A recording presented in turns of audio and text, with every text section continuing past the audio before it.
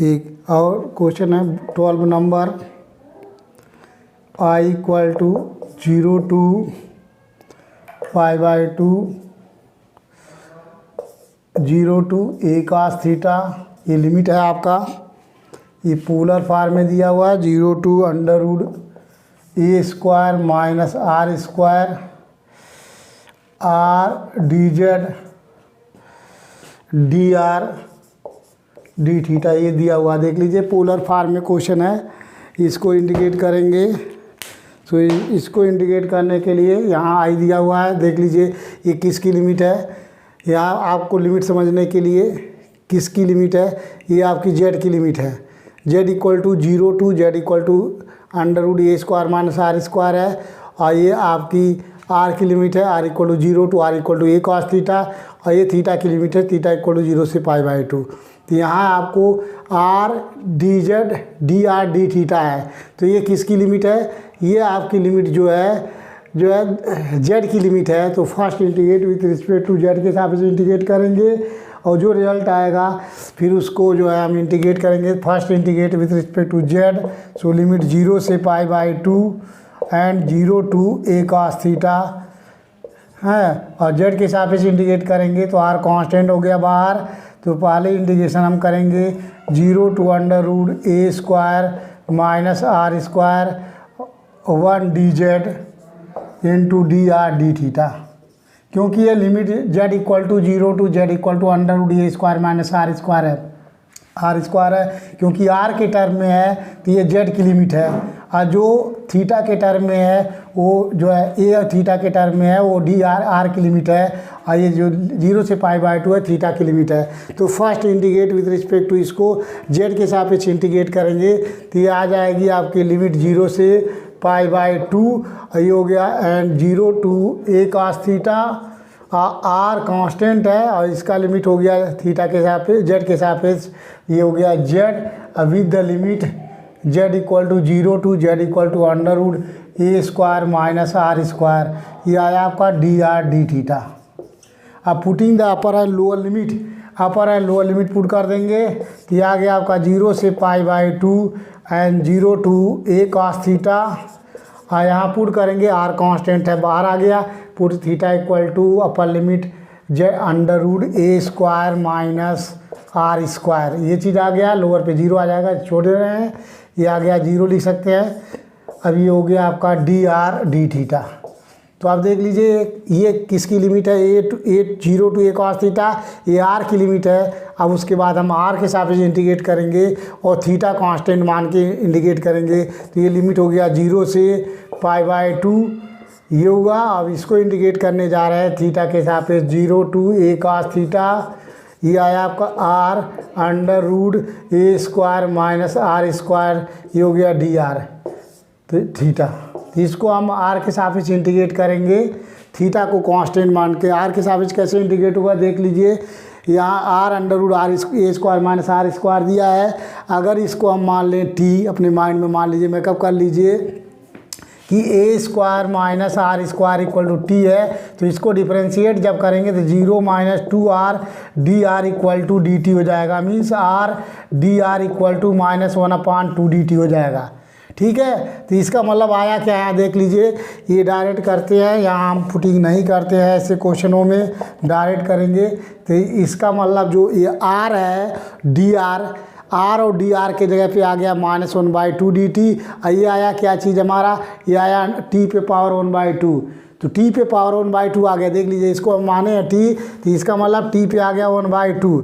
अब अगर इसका इंटीग्रल करना हो जो तो t पे पावर 3/2 डिवाइड बाई 3/2 आएगा, ये हो गया हमारा t पे पावर 1/2। तो t पे 1/2 का डिफरेंशियल इंटीग्रल होता है t पे 3/2 बाई 3/2, ये r dr तो dt के हिसाब से उस पर चला गया है, तो इसलिए इसको इंटीग्रेट करेंगे तो आएगा t पे 3/2, मीन्स t किसको माने हैं a² माइनस r² का पावर 3/2 डिवाइड बाई, ये हो गया आपका 3/2, और जो dt की वैल्यू है हमें यहाँ लिमिट पुट करेंगे।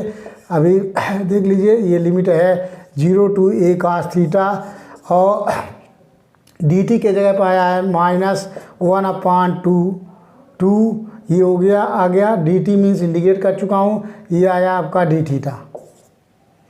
शायद ये समझ में आ गया होगा। -1/2 कहाँ से आया, वहाँ देख लीजिए -1/2 था और इसको डायरेक्ट डी टी यहाँ लिखा था, यहाँ -1/2 बाहर लिख सकते थे। ये चीज़ है -1/2 इंटीग्रल ऑफ टी पे 1/2 डी टी, यही चीज़ है जब इसको हमने टी माना हो तो। टी पे 1/2 हो गया, टी पे 1/2 डी टी और -1/2 किसके जगह पे, डी आर के, आर डी आर के जगह में -1/2। तो ये चीज़ आया तो इसको इंटीग्रेट कर रहे हैं, माइनस यहाँ 1/2 रहेगा, ये पलट के ऊपर चला जाएगा तो ये चीज़ आ जाएगा, ये हो गया 2 से 2 कट जाएगा। अब ये 2 पलट के ऊपर जाएगा तो ये 2 से 2 कैंसिल हो गया, ये माइनस बाहर आ गया और ये बटे 3 भी बाहर आया, 0 से π/2 हो गया। और ये आया आपका, देख लीजिए यहाँ पुटिंग यहाँ पर है lower limit, put r equal to a cos theta, a square minus a square cos square theta, ये आ गई पुटिंग अपर लिमिट 3/2।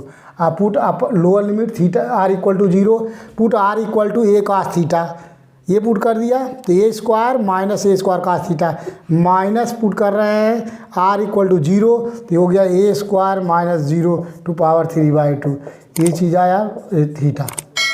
अब इसको कैलकुलेट कर लेंगे, देख लीजिए यहाँ से ए स्क्वायर कामन लेंगे तो ए स्क्वायर कामन लेंगे तो 3/2 यहाँ बाहर है, ये हो गया -1/2 लिमिट 0 से π/2, यहाँ बाहर कामन हो गया ए स्क्वायर पे पावर 3/2 कामन ले लेंगे, यहाँ से भी कामन हो रहा है, यहाँ से भी कामन लेंगे तो यहाँ आ क्या आ रहा देख लीजिए, ब्रैकेट में आ रहा 1 minus cos square theta cos square 3/2 ये आया और यहाँ हो गया -1, ये कॉमन हो चुका है।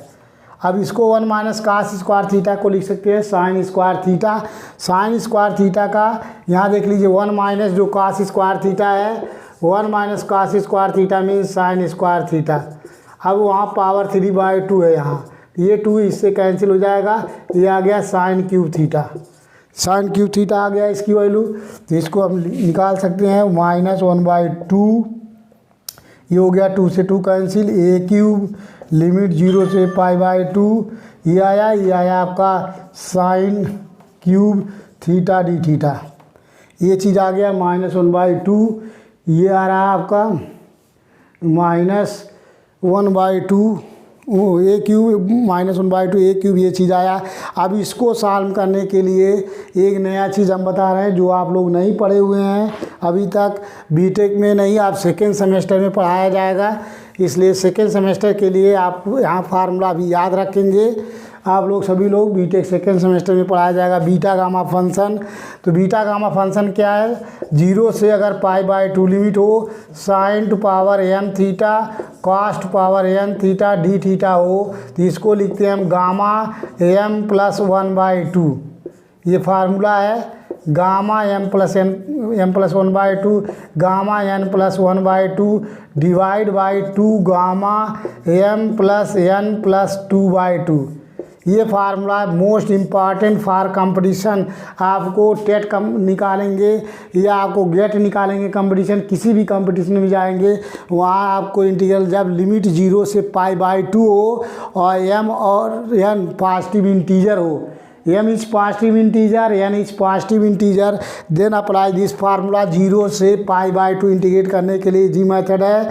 0 से π/2 लिमिट हो, sine to power m theta cos to power n theta D theta equal to gamma, इसको गामा पढ़ते हैं, इसको गामा मीन्स जैसे गामा आपको कहीं दिया हो n, गामा n मीन्स होता है फैक्टोरियल n-1, ठीक है, gamma n means factorial n-1।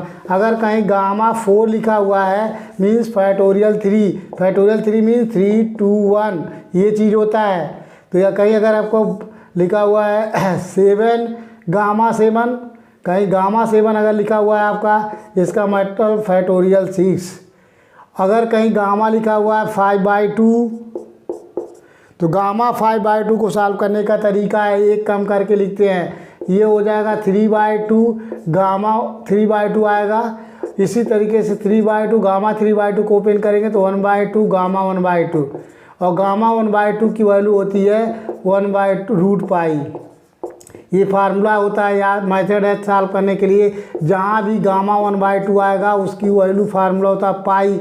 आपको सेकेंड सेमेस्टर मैथमेटिक्स में सेकेंड यूनिट में पढ़ाया जाएगा, इसका प्रूफ वहाँ कराया जाएगा, लेकिन क्वेश्चन में यूज है। सो गामा 5/2 को ओपन करने का तरीका है, चूँकि फार्मूला होता है relation between beta and gamma function.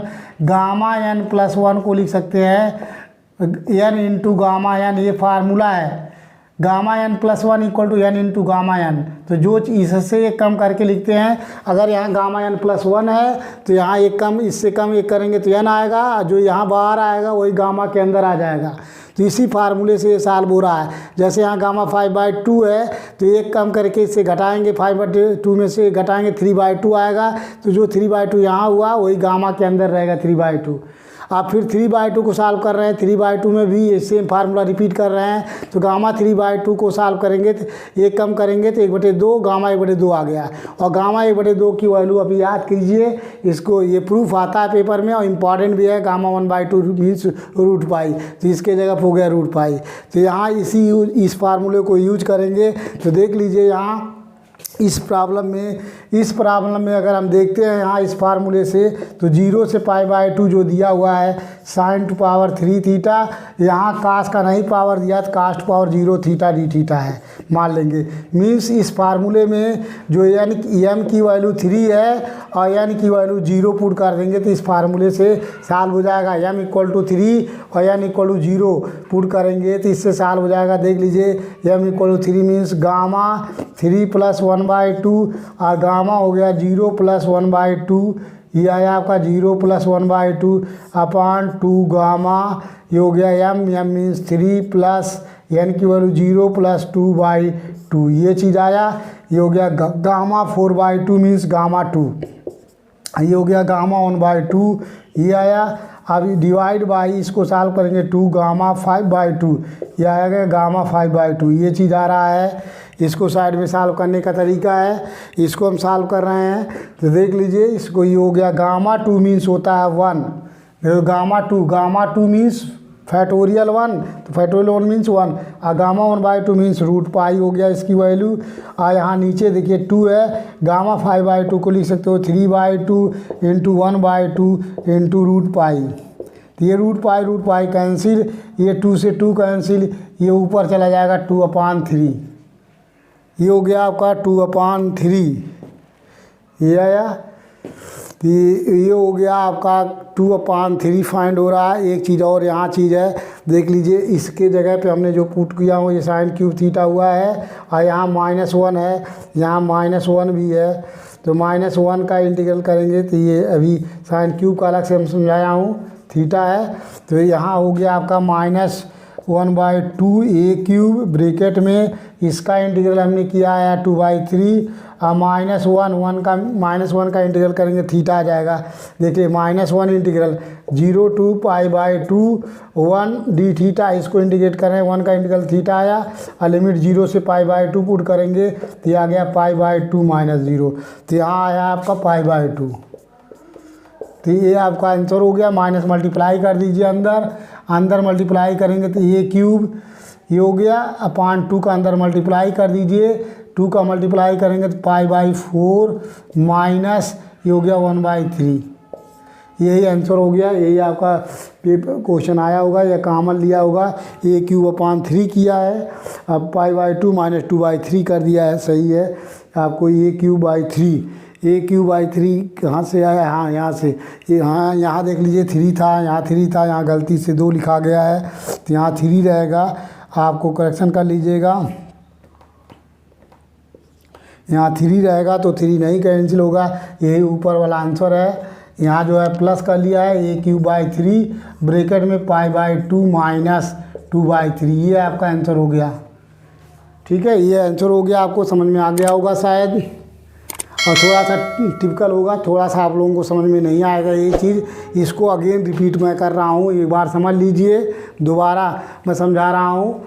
आपका फार्मूला होता है relation between beta and gamma, relation between beta gamma में फैक्टोरियल में रिलेशन होता है, गामा और फैक्टोरियल के बीच में रिलेशन होता है। Gamma n plus one means n into gamma n, ये फार्मूला होता है, इसको याद कीजिए। मीन्स जैसे आपको गामा 4 है, इसको इस तरीके से लिख सकते हैं जैसे आपको हमने सॉल्व किया, इस क्वेश्चन को सॉल्व करा रहे हैं। गामा